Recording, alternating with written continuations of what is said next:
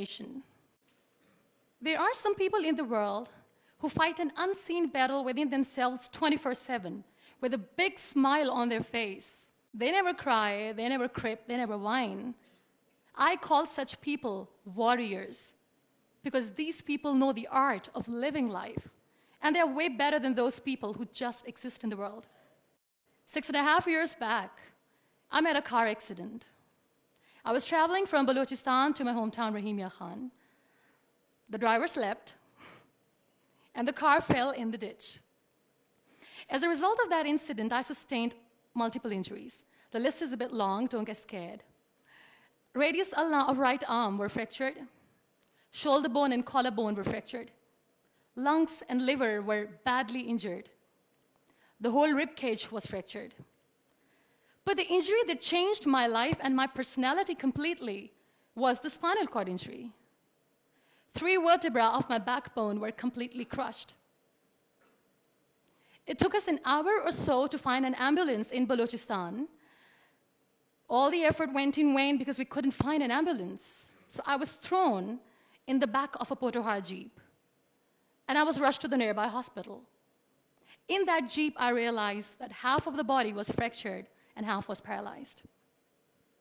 We were rushed to the nearby hospital. There we came to know there was no first aid. I was kicked out. Then I went to another hospital in my hometown where doctors said, "Take her away, we cannot operate her." And I was like, "Why?" And they were like, "We don't have equipment, you will die someday, you go." I was kicked out again. But I finally ended up in a comparatively better hospital in Karachi. Luckily, I wasn't kicked out. Probably that's why I'm alive. So I stayed in that hospital for 2.5 months. I underwent 3 major, 2 minor surgeries. The doctors have put a lot of metal in my arm, a lot of metal in my backbone. So I feel more like an iron lady now. But those 2.5 months that I spent in the hospital were dreadful. I was in severe pain, both physically and psychologically. Many people left. Very close ones. The ones who were supposed to stay with me were the ones who left me when I needed them the most. I was devastated. Life was completely pointless, aimless, colorless. I was tired of wearing the white scrubs, looking at the white walls, doing nothing, sitting idle. I really didn't want to live. But then I realized that instead of crying for the people who were not meant to be with me, and for the legs which I have lost, I have people around me who want to see me alive. I have so much to be grateful for. So let's stop cribbing, stop whining, because it's pointless. The best decision that I took in my entire life was the painting that I made in the hospital with a deformed hand. That's how I added colors in my colorless life. That's how this adversity helped me in exploring an artist in me. That's how this art kept me alive through this whole journey. Then I was moved to Islamabad. I stayed in my room on the bed, confined for 2 years, because I developed multiple pressure ulcers and a variety of infections and allergies. Now, this whole traumatic journey of 2 years and 2.5 months being bedridden, doing nothing, the only thing that kept me alive was art. What a beautiful medium art is, that without uttering a single word, you express yourself. What a beautiful escape it was. But the day I sat on the wheelchair for the first time, I was a completely different person. I still remember that I looked at myself in the mirror and I said, "You cannot wait for a miracle to come and make you walk. You cannot wait for the stem cell treatment because it's very expensive. You cannot wait and sit in the corner of the room crying and begging for mercy because people don't have time." So the only thing that I could do was to accept myself the way I was. The sooner, the better. That's what I did. I really wanted to make myself financially strong. Let's become professional. I started to find some jobs. A very good friend of mine, Fine Day, updated a status on Facebook saying, "We want content writers." And like a cribber, I commented, "I wish I could." I was called for that interview, and I was hired as one of the content writers for Pakistan's first official websites, heartofasia.pk. Salman Taseer Late was the CEO. That's how I started my professional career. So I was becoming financially strong, stable, content writing was good. I was constantly exhibiting my work in different galleries. I was flourishing as an artist. Life was easy, but I wasn't happy. I was not contented because I was constantly aiming high. I was thinking big. I didn't know how I'm going to do, but I knew that I wanted to do something big for people, for the country. One day, I came across this polio campaign advertisement in which this little boy from a very underprivileged family is sitting on a wheelchair, and with his father sitting with him, crying and saying to the world in that campaign that give polio drops to your kids, otherwise they'll become like him. That advertisement shook me from inside. I feel devastated. The way that boy was objectified as an emblem of grief, misery, mercy, lifelessness, nothingness.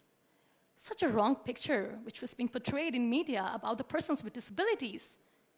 That's what we are called. That was the day when I decided that I have to change the perception of the people about being on wheelchair. Because being on wheelchair, you can still face the world with a big smile on your face and you can tell the world that you're happy the way you are. No one has right to objectify us as an emblem of misery or mercy. We are human beings. We breathe. We have souls. We are alive. We feel. We don't need your sympathies. We don't need your empathies. Let us live. No one has right to diss our abilities. We are capable enough to breathe and to live each and every moment of our lives. I recently did a modeling campaign for Toni & Guy, and that makes me Pakistan's first wheelchair-bound model. I'm brand ambassador of the Body Shop Pakistan, and I'm one of the very lucky Pond's Miracle women. It's always good to know that there are very few wheelchair-bound artists in the world, and I'm proud to be one, being a Pakistani, trying to preserve the ethnic jewels of the country in the paintings adorned by very graceful, strong, and powerful Pakistani women, which I paint. Very soon, I'm going to be Pakistan's first wheelchair-bound TV host. And I'm blessed to have a beautiful 3-year-old son, which, he was here, but he was so cranky. Now, you all must be thinking that why I'm using the word wheelchair over and over again in my talk. This is the very perspective I'm talking about. This wheelchair is not my weakness. This wheelchair is not an adversity. This is my strength because the kind of attention that I get when I go anywhere is priceless. Everyone loves to be in the limelight. I have started enjoying to be in the limelight too. This is the very perspective I'm talking about. This wheelchair has given me an opportunity to explore what I had in me and I never knew it. I feel really sorry for some people who play this blame game. They say they feel caged. They cannot perform well, they cannot excel because system is not allowing them to do. The government, Pakistan, the whole world, society, economy is not letting them grow as a person. They're not excelling in their careers. They say they're caged. I feel sorry. I can undoubtedly say that I'm caged because when I get up in the morning, I'm unable to sit on my own. I'm unable to shift from the bed to the wheelchair, from the wheelchair to the car, from the car to the wheelchair. I need an assistant 24/7 to do little things in life. Let's make it more simple. When I feel thirsty at midnight, and when I forget, which I always do, when I forget to keep my water bottle on my nightstand, and when I don't see anyone around to help me, I stay thirsty for the whole night because I'm unable to get a glass of water for myself. I can undoubtedly say that I'm caged by my body. But my mind is free, and so is my soul, and so is my spirit. I can still dream big. I can still think big. I can still aim high. I can still aspire to inspire. Nothing should stop me. This wheelchair should not be the reason or an excuse of not doing anything in life.